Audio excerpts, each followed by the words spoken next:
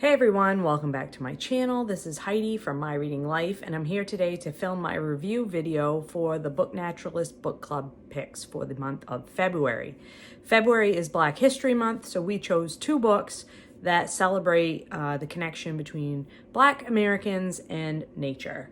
And so these two books are in conversation with each other, which was fantastic. There's some overlap in the authorship. So the first book I will talk about is Black Faces, White Spaces, Reimagining the Relationship of African Americans to the Great Outdoors by Carolyn Finney.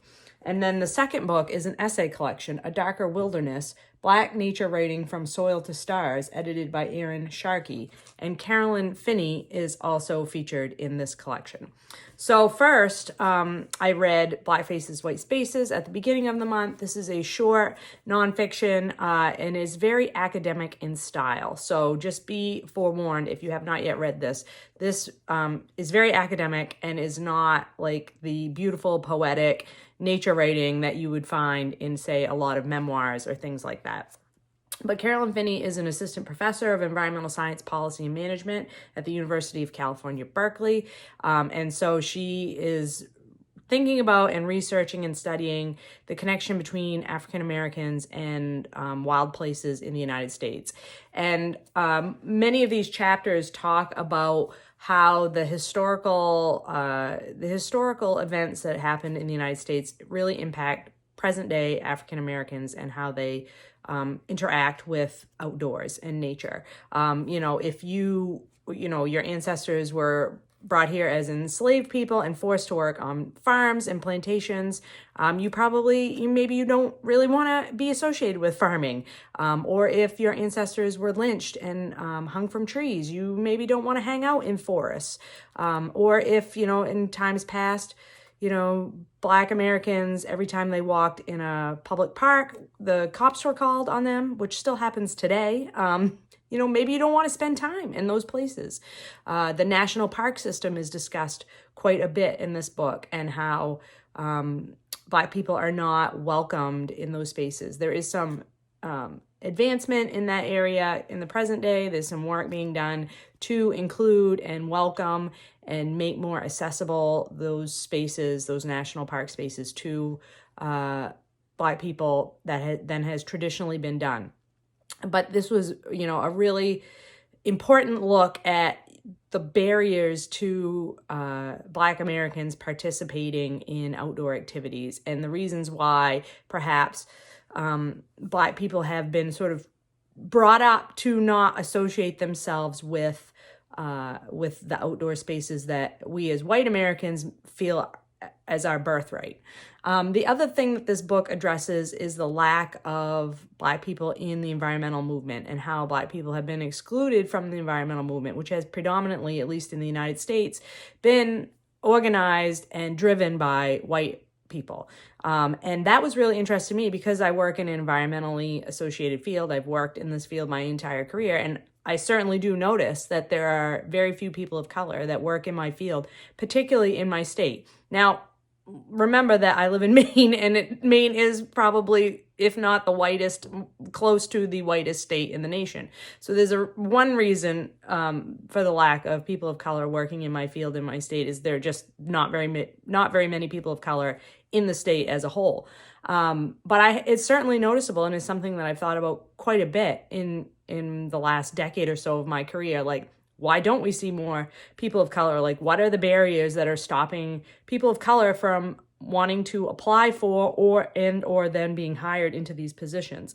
And a lot of it is this systemic sort of barriers that have been placed. Who's allowed to participate, who's encouraged to participate. And we are still very far behind in making the environmental movement the open and inclusive place that it should be. A lot of that discussion really reminded me of feminism and how women of color were kept out of white feminist movements. It seemed, especially in the early days, was really a non-inclusive group that very actively worked to keep other kinds of ethnicities out of their movement.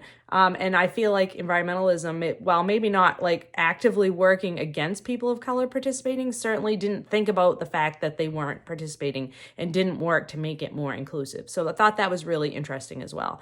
Like I said, this is very academic in tone and in style, so that maybe is not something that you prefer in your reading, but it is, like I said, quite short. So, there's certainly, you won't be taxed with reading 900 pages of academic text. I won't share a writing sample of this because I don't think it necessarily would encourage you to pick up the book. But I do think that this is a very valuable volume, and I'm really glad that I read it. And then, like I said, that book really was in conversation with this book. So I think this was an excellent choice to select these two books together because of the fact that they had overlap with the authorship and with some of the themes that were discussed. So this is an essay collection. So there are 10 different authors that have an essay in this collection. And the themes run the gamut from, talking about gardening and connection with gardening and the soil, to connection with space, to, everything in between, hiking, other kinds of outdoor activities, urban environments. I thought it was really awesome to have some essays that focused on what it was like to grow up in urban areas and how you interact with nature in urban areas as opposed to living in a rural community, how you would interact with it. My absolute favorite essay in this collection, and I will say also that the essays are accompanied by an image of some kind, whether it's artwork, a photograph, a document scan, different things. So that's fun as well. But this essay, There Was a Tremendous Softness by Michael Kleber Diggs, who is a poet. And I had never read anything by this author before, but this is his personal essay talking about his life, and it's kind of a memoir of his life. His family suffers a tragedy when he's 9 years old, and he and his twin brother are sent to live with their grandparents they're from Kansas, and they're sent from Kansas City to Wichita to live with the grandparents. And then the descriptions of this time period, this I think is of several months that they live with the grandparents, and what that was like, and the way that he describes his grandparents, so lovely, so emotionally impactful. The way he describes just the interaction, the grandparents have a vegetable garden, and working in the garden with his grandparents. His grandfather takes them fishing, and that's like a really important aspect of their relationship, and his description of fishing with his grandfather. I marked a little section here that talks about it. So I'm going to share this with you because I think it's so lovely. Kansas is blessed with sky, not water. We usually fished in creeks or large ponds. Most of the time, we drove away from town a bit, east toward El Dorado or west toward Goddard, to fish in Works Progress Administration lakes. The quiet and pace of our grandparents' house prevailed at the edge of each body of water. Not much happened, and what happened took its time. We had rods that were just the right size for our bodies, simple reels, and blunt, sturdy lines. We fished with lead weights and bobbers. My brother and I had lures. Granddaddy usually fished with bait. We mostly practiced casting and reeling. Granddaddy fished. Every so often, he'd point out that one of our bobbers had gone under. If our catch was too big, he'd help us bring it in. It just goes on like that, and I think that his descriptions are really evocative and really evoke within me images of my own childhood and going fishing with my dad, and his love for his grandparents just shines through. His love for the rest of his family also shines through. The importance of family in supporting you, particularly when you're a child and you're going through a rough time, the importance of having that family support around you and people that empathize and understand and put you first, and how important that is. And I think in my opinion, in today's world, there's so many examples and so many instances of stories that we hear about places where children aren't put first, and the support of a child who's struggling isn't the primary focus of an adult's, attention. And I just think to read this essay and to realize how the family coming together to support these two boys, like how that made it possible for them to be successful as adults, like to know that they were loved and cared for, and that things would be safe, even though there was scary things happening in the world. Just beautiful. I just thought it was just beautiful and heartwarming, and I was so tickled to read it in this collection. And there's, as in with any essay collection, I resonated with some essays more than other essays, but I think overall this is a really strong collection. I am really thrilled that I had an opportunity to read this one. This book was published in 2023, so this is a recent release, whereas this one I think came out earlier, like 2014. Yeah, so 10 years ago for this one.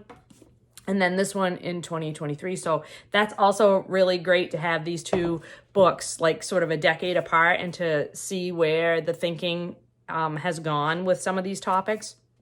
Really excellently done. I will also say that this photograph on the cover is a historical image that I think was taken maybe during the Great Depression or something like that. And this young girl holding, I think it's a plate of tomatoes, but like there's an essay in here that talks about this image that's on the cover. So I was really pleased with that as well. So two more excellent picks for the Book Naturalist Book Club that really opened my mind to different ideas and made me think about things in a new way, which is what I want from my Book Naturalist picks. So in March, we will be reading The Vaster Wilds by Lauren Groff. This is fiction, so we will be delving into a novel in March, and it is not very long. So it is about 250 pages or so long, which is great because I know there are a lot of other reading themes going on in the month of March. So it's nice to have a shorter work. Now, this book, I think when I first did the book list for the year, I think I described this as dystopian, which it is not. It is historical fiction. So sorry about that. I didn't know what it was about, and I still don't really know what it's about. It's about a servant girl in a colonial settlement, escapes the settlement and takes off into the wilderness, and then how it's like an adventure story and a story about surviving in the wild. It says, The Vaster Wilds is at once a thrilling adventure story and a penetrating fable about trying to find a new way of living in a world succumbing to the churn of colonialism. So takes place in America in the colonial time period, following a young girl who leaves a settlement and takes off into the wilderness. So we shall see what that's all about. I don't believe that I've read any Lauren Groff, so this will be my first dip into those waters, and I'm excited to try her out. I really love this cover. I think it's absolutely beautiful.